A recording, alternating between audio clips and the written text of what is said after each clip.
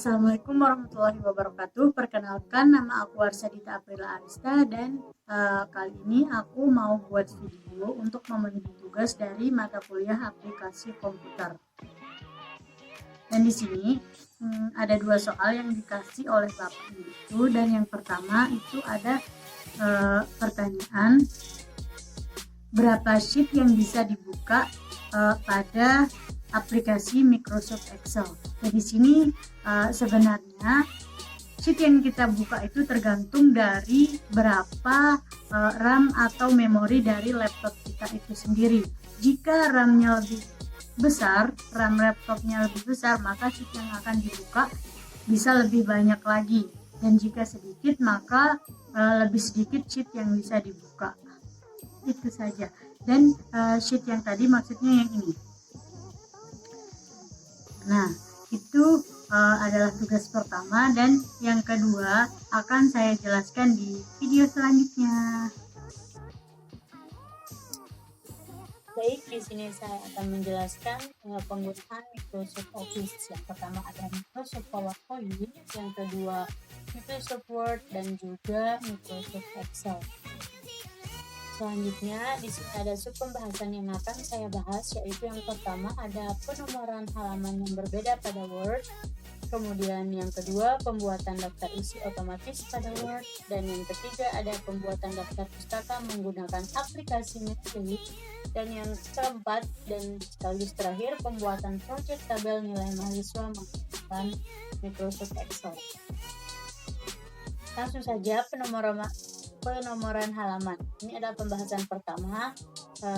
Tentu saja hal pertama yang akan kita lakukan yaitu membuka dokumen yang akan kita beri nomor.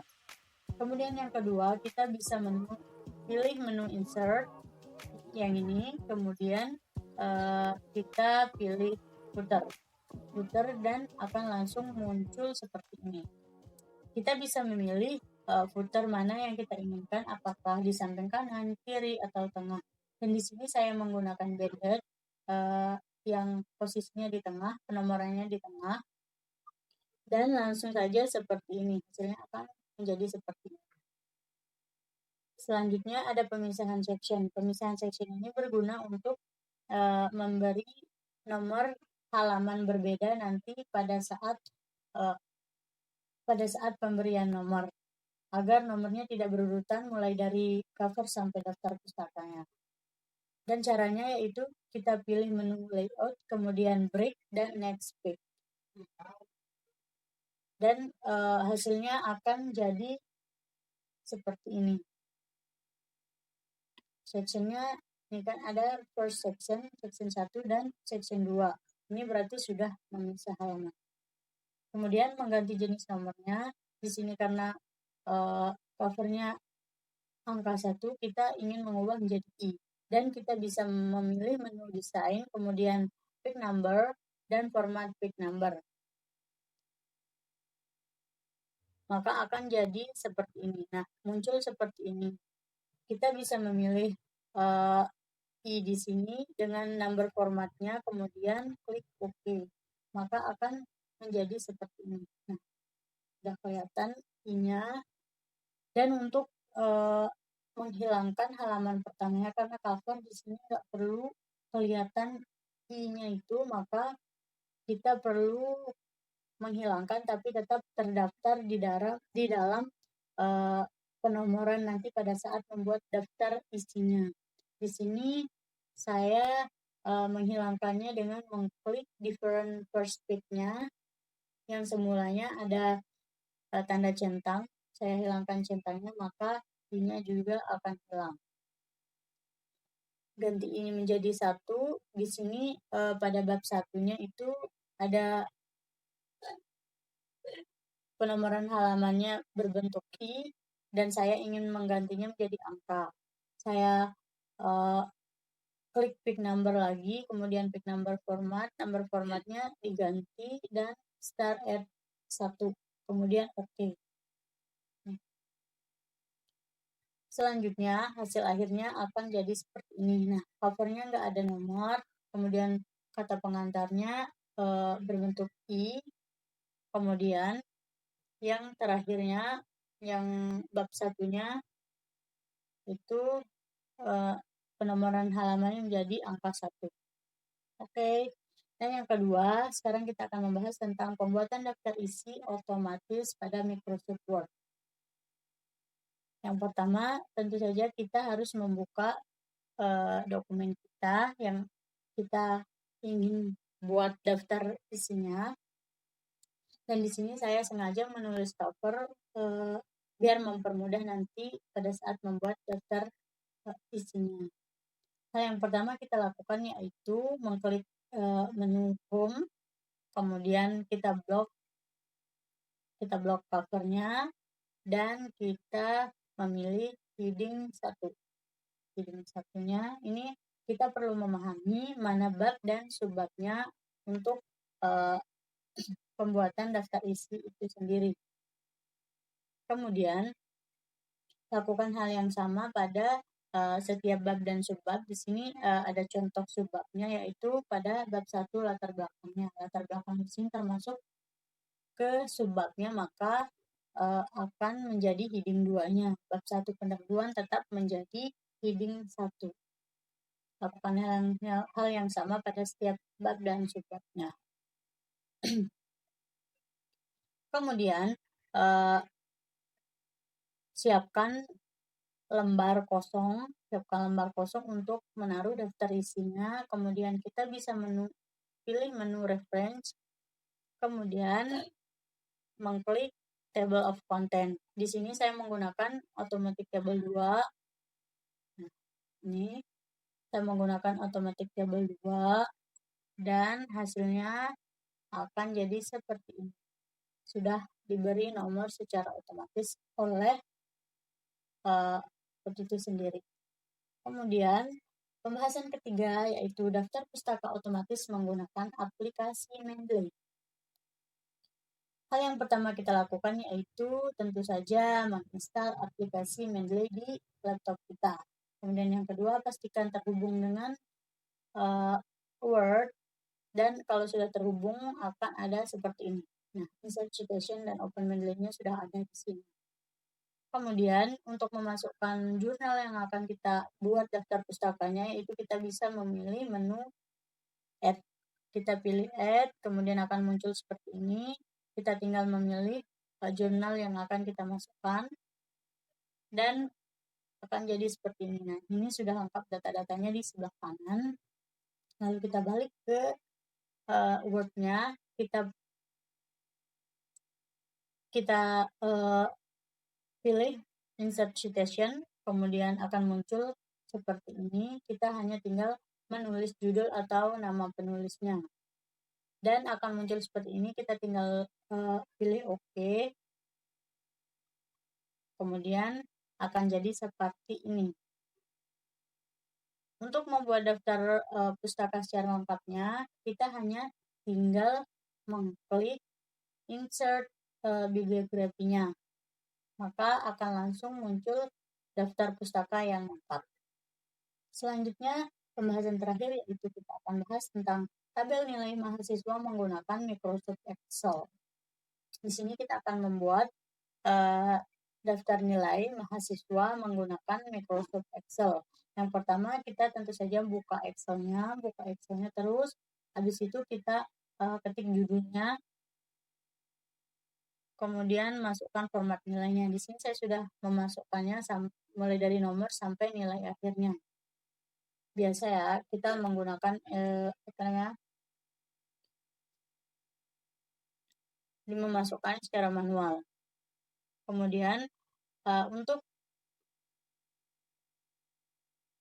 menjadikan judulnya ini, untuk merapikan judulnya ini, kita bisa membloknya, kemudian kita pilih Merge and Center, kemudian Merge Across-nya. Maka akan jadi seperti ini. Nah, sudah di tengah, kita ratakan juga, misalnya masih di samping, kita ratakan jadi tengah. Dan yang selanjutnya pada komponen penilaiannya, di sini saya ingin membuat kotak-kotaknya itu menjadi sama ukurannya gitu. Jadi saya memilih dan saya blok dulu. Saya blok dulu, kemudian pilih menu format, column width, kemudian saya tulis angka 5, memilih angka 5, kemudian oke, maka akan jadi sama ukurannya. Kemudian komponen penilaiannya blok, kemudian mark and center. Lakukan juga pada presentase sekarang kita membahas persentase penilaiannya. Saya juga menggunakan hal yang sama. Dan yang selanjutnya untuk T1-nya itu saya mark and center juga dan sampai UAS-nya. Kemudian pada presentase penilaiannya, TQ, UTS, dan UAS-nya ini saya ingin menjadikan kolomnya itu sama, dan di sini saya menggunakan kolom width dan angka 7. Klik OK, kemudian hasilnya akan jadi seperti ini. Ratakan tengahnya di sini. Nah, hasilnya akan jadi seperti ini jika sudah selesai. Kemudian untuk penomorannya, di sini saya hanya tinggal menulis di kolom pertama dan kolom kedua. Misalnya di nomor ini saya hanya tinggal menulis 1 dan 2, kemudian tarik panahnya ke bawah sampai angka yang diinginkan. Begitu juga dengan NIM-nya, karena NIM-nya di sini saya buat berurutan, maka hanya tinggal menarik panahnya ke bawah. Selanjutnya mengisi nama dan nilai mahasiswa di sini menggunakan manual ya, saya tulis secara manual. Kemudian untuk menghitung nilai rata-ratanya, di sini kita bisa memasukkan rumusnya, yaitu sama dengan kemudian average buka kurung D9 dan E9, lalu tutup kurung dan enter, maka akan jadi seperti ini. Nah, kalau sudah 7 seperti ini hasilnya 7 ya.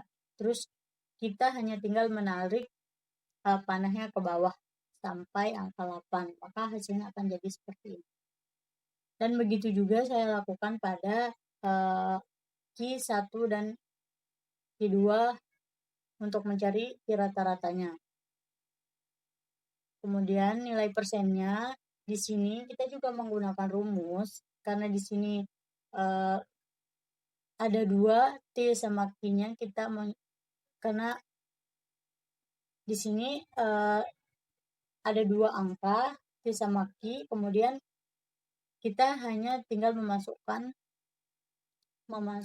rumus, yaitu sama dengan buka kurungnya 2 kali F9 ditambah Q9, yaitu T rata-rata dengan Q rata-rata, kemudian tutup kurung dibagi 2, tutup kurung lagi dikali dengan 0,25, maka akan muncul hasil seperti ini. Dan di sini saya juga menarik panahnya dari atas ke angka 8. Kemudian UTS-nya di sini, karena UTS-nya itu angkanya 1, kita hanya tinggal mengkalikan UTS dengan 0,3, dan kita menggunakan rumus biasa sama dengan buka kurung J9 dikali 0,3 tutup kurung, maka hasilnya ini.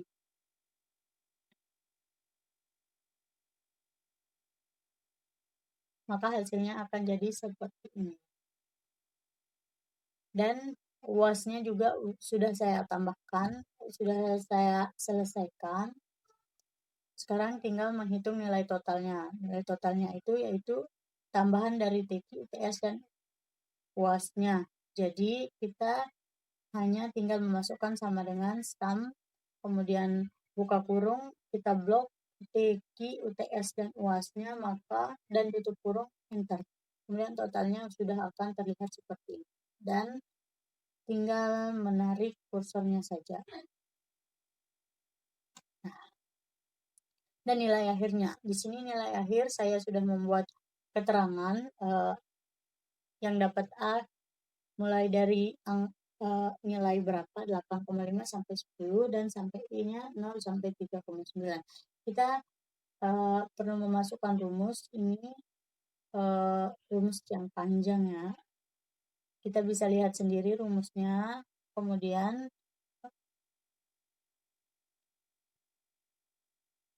nah, kalau sudah begini kita tinggal enter, maka akan muncul angka huruf-hurufnya sendiri. Di sini sebenarnya yang muncul hanya yang pertama saja, tapi saya tarik ke bawah dan hasilnya muncul sendiri. Untuk garis tabelnya, di sini saya memblok mana yang akan dikasih garis, kemudian klik kanan dan format cell. Setelah itu akan muncul seperti ini, tinggal klik OK. Di sini kita klik OK, kemudian akan muncul seperti ini. Ini hasil akhirnya. Oke, itu saja. Oke, semoga video ini bermanfaat untuk kita semua. See you di video selanjutnya.